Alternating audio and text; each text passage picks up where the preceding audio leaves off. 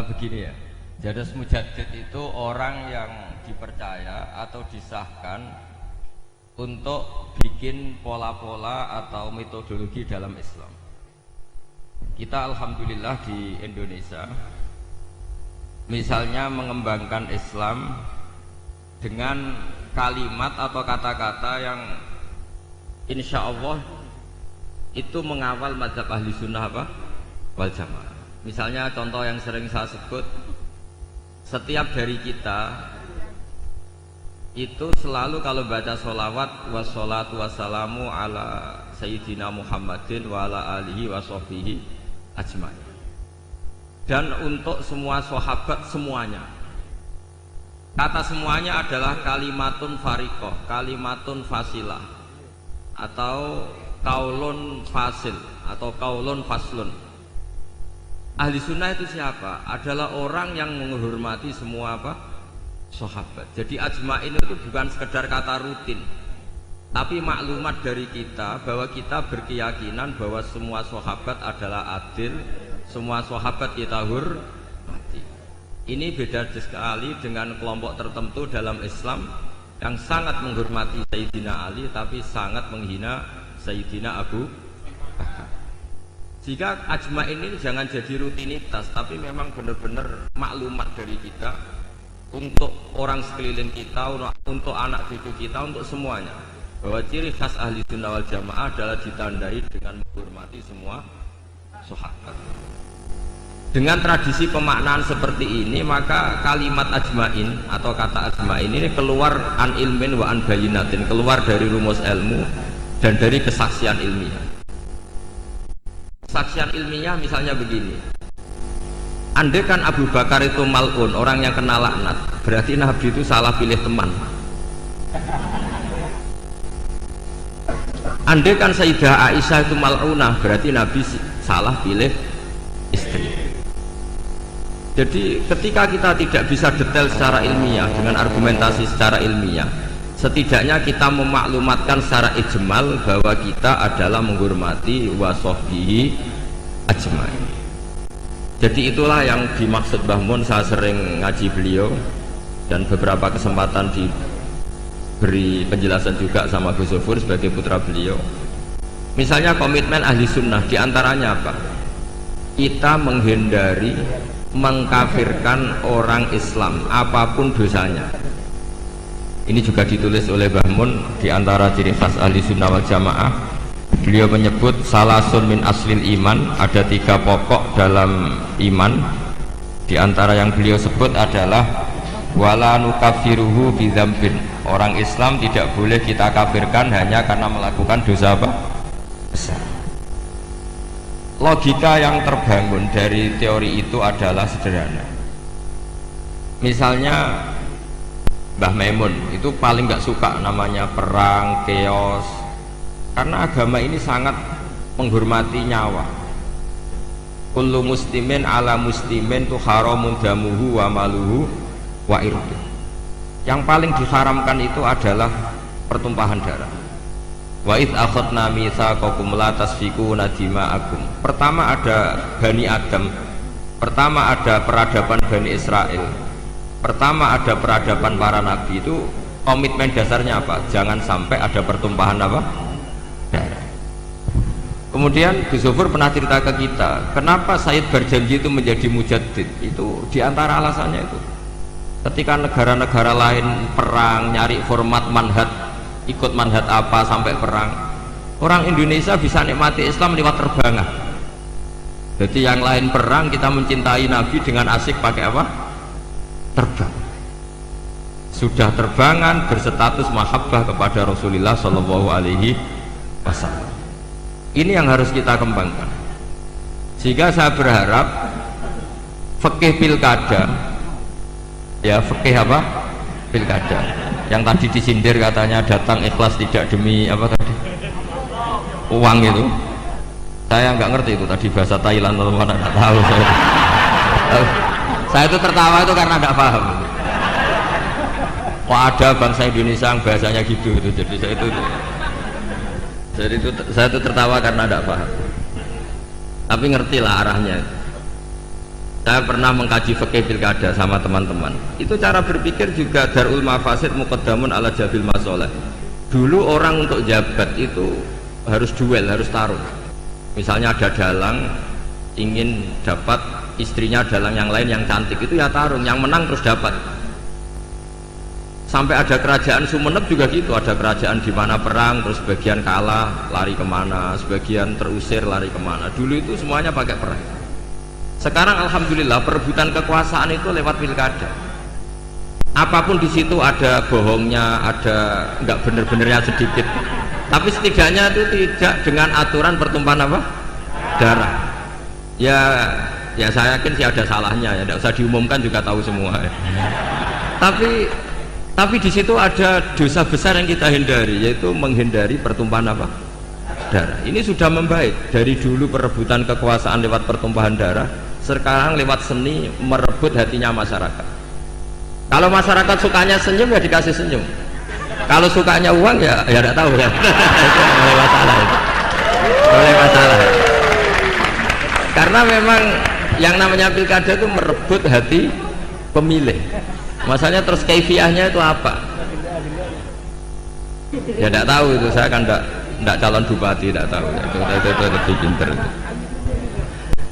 Ya saya akan baca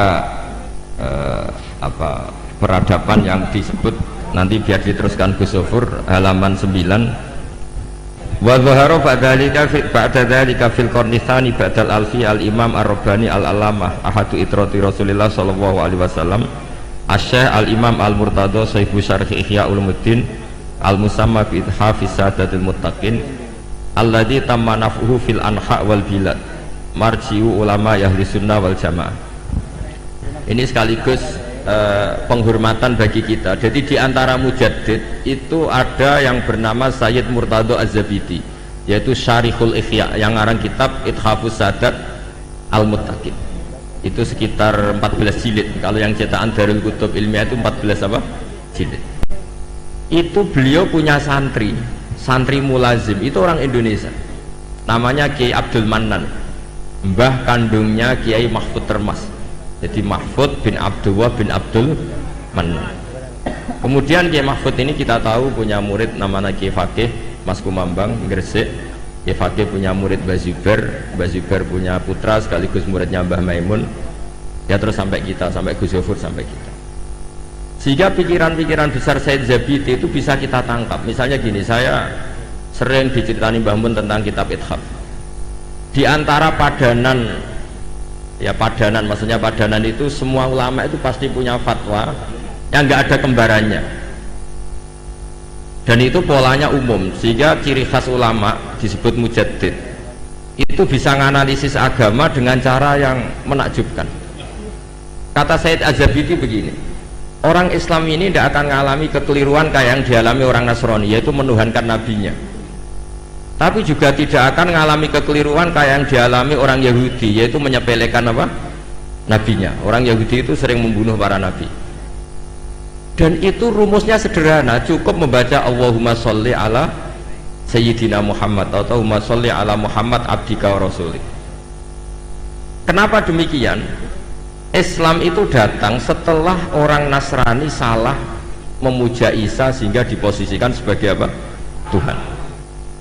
Orang Islam itu juga muja nabinya tapi pas, yaitu Allah tetap Tuhan, pemberi. Allahumma sholli berarti kita minta kepada Allah, zat yang super, yang maha, dan permintaan penghormatan itu kita berikan untuk hamba terkasihnya yaitu Muhammad. Maka kata Sayyid Zabidi, wa Muhammadun wa in ala qadru yahtaju ila rahmati wa fadlihi ta'ala. Apapun kelas tingginya seorang yang bernama Muhammad tetap butuh sama rahmat dan fadlnya Allah Subhanahu wa ta'ala. Sehingga dengan kalimat sholawat itu sudah isbatun li uluhiyatillah wa nafsyun li rububiyati Muhammad.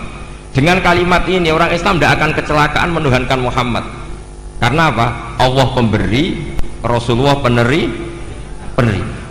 Tapi umat Islam akan sangat menghormati Sayyidina Rasulullah Shallallahu Alaihi Wasallam karena semua penghormatan Allah terbaiknya, sholawatnya, tahiyatnya, semua yang terbaik bisa kasihkan kepada hamba terbaiknya yaitu Rasulullah Shallallahu Alaihi wasallam. Maka kalimat ini ya kalimatut tauhid, ya kalimatur risalah. Karena dengan posisi lafadz sholawat seperti itu, kita tidak akan kecelakaan kayak yang dialami orang Nasrani. Karena kita tetap memposisikan Allah pemberi, Rasulullah Muhammad peneri.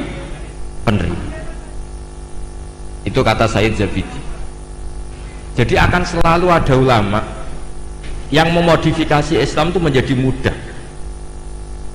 Islam yang jelimet karena datang setelah tadi kecelakaan Nabi Isa dituhankan. Jika ulama-ulama itu punya cara sendiri untuk supaya Islam tidak mengalami seperti itu. Kalau kita ngaji tauhid, misalnya seorang nabi selain punya sifat sidik, amanat, tabligh, fatonah, punya sifat apa? Al-a'rad, al-basyariyah. Nabi harus punya sisi kemanusiaan. Sehingga nabi itu sering dahar di depan umum supaya menunjukkan kalau beliau seorang apa? Manusia. Bahkan nabi juga pernah sholat duhur itu harusnya 4 rakaat, sholat hanya 2 rakaat. Ketika ditegur, ya Rasulullah ini sholat model baru atau memang nasa mansuh? Karena kalau model baru mereka senang kan, berarti mulai besok sholatnya tidak 4 rakaat tapi 2 rakaat, karena kategorinya nasa apa? Nasa mansuh. Tapi Nabi memberi penjelasan, tidak, saya tidak lupa. Akhirnya Nabi menambahkan 2 rakaat, masyhur itu cerita itu.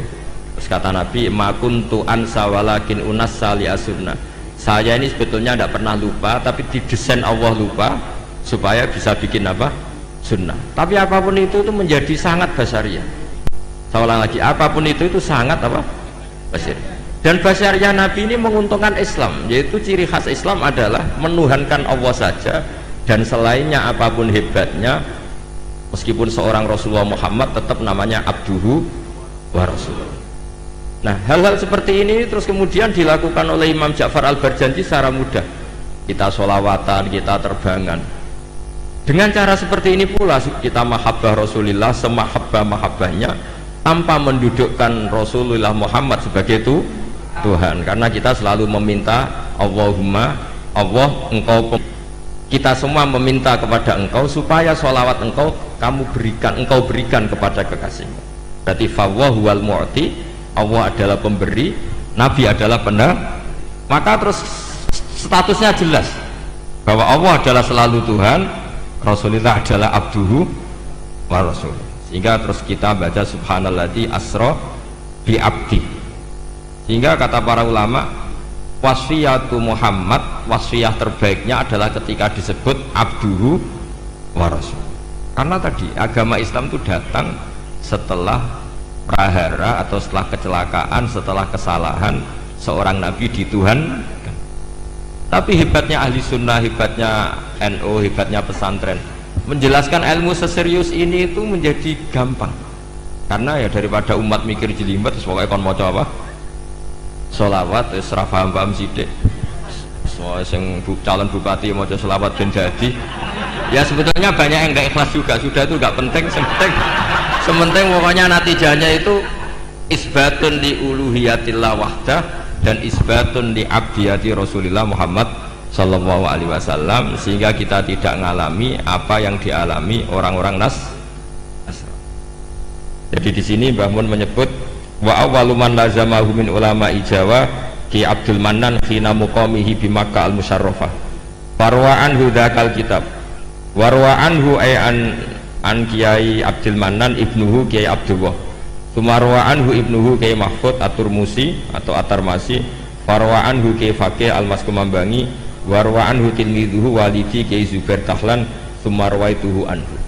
Jadi kita sebagai bangsa Indonesia itu sangat mulia karena Ihya setelah dikarang sekitar tahun abad 5 Hijriah, karena Imam Ghazali lahir tahun 450 wafat 504. Itu tidak ada yang bisa nyarai, nggak ada atau nggak berani, karena ini terkenal wali Imam Ghazali. Baru disarai itu 600 tahun kemudian oleh seorang sadat, seorang habib alim alama namanya Sayyid Murtadho Az-Zafi. Dan itu delalah di antara murid mulazimnya itu orang Indonesia namanya Syekh Abdul Mannan. Makanya saya masih ingat ceritanya Mbah Mun ketika Cordova guling, Andalusia guling. Saya masih ingat kalimatnya Mbah Mun, Allah gak terima nak wong sing maca tasbih iku berkurang. Itu terus digenti ning Demak Bintoro gitu. Artinya ketika Andalusia guling di Spanyol itu berbarengan dengan berdirinya kerajaan apa? Demak. Dan sekarang polanya kelihatan sama. Dulu ulama-ulama Andalusia itu hebat-hebat, bisa ada Ibnu Malik ngarang Alfiyah, ada Imam Qurtubi ngarang tafsir Qurtubi, ada Imam Syatibi yang mengarang Qiraah apa? Sab. Indonesia juga tidak kalah kerennya. Siapa yang nggak tahu Syekh Nawawi Banten? Beliau mengarang kitab yang sangat menakjubkan, yaitu tafsir apa? Munir. Siapa yang nggak kenal Syekh Mahfud At-Turmusi? Ketika banyak orang yang nggak bisa mensarai kitabnya Imam Suyuti Alfiyatus Sirah, beliau punya sarahnya itu Manhajul Zawin Nadur. Dan paling masyhur sarah Muqaddimah Al-Hadramiyah juga milik beliau, yaitu An-Manhalul Amim atau yang terkenal dengan Hasyiah At-Turmusiyah. Itu juga eranya Mbah Zubair, karangannya banyak, Mbah Mun, Zofur juga punya naskah, punya karangan. Jadi ketika Islam tidak di Mekah dan tidak berbahasa ibu bahasa Arab, ternyata melahirkan ulama-ulama top di Andalusia, yang setelah Andalusia kalah Allah mengganti ada di Indonesia. Masih ingat saya, jadi kata Mbah Mun, di antara syarafnya kita lah, mulianya kita adalah ketika Andalusia guling itu berbarengan dengan berdirinya Masjid apa? Demak. Dan setelah saya angen-angen, pola-polanya hampir mirip, yaitu melahirkan banyak pengarang-pengarang kitab. Kita tahu Syekhona Khalil punya naskah, semua ulama top-top kita punya naskah. Nah, soal nanti naskahnya hidup apa enggak, itu kriminalnya murid-muridnya. Itu pasti. Loh, betul loh. Masyhur itu di kata Imam Syafi'i, al-lais afqahu min Malik illa annahu daya'ahu ashabu. Imam Lais itu ulama top, sebetulnya secara fikih lebih alim ketimbang Imam Malik secara fikih, illa annahu daya'ahu ashabu, tapi murid-muridnya yang sembrono. Loh, coba misalnya mbah kamu alim ngarang kitab, putune ra alim mesti dianggap jimat, tak jamin ya. Padahal itu bab istinja ya. Tapi tetap dianggap jimat ya, gara-gara tadi. Makanya saya berkomitmen sama Gus Zofur untuk terus baca kitabnya Mbah Mun, karena pasti murid top ndak itu terserah, apa guru top ndak itu terserah muridnya.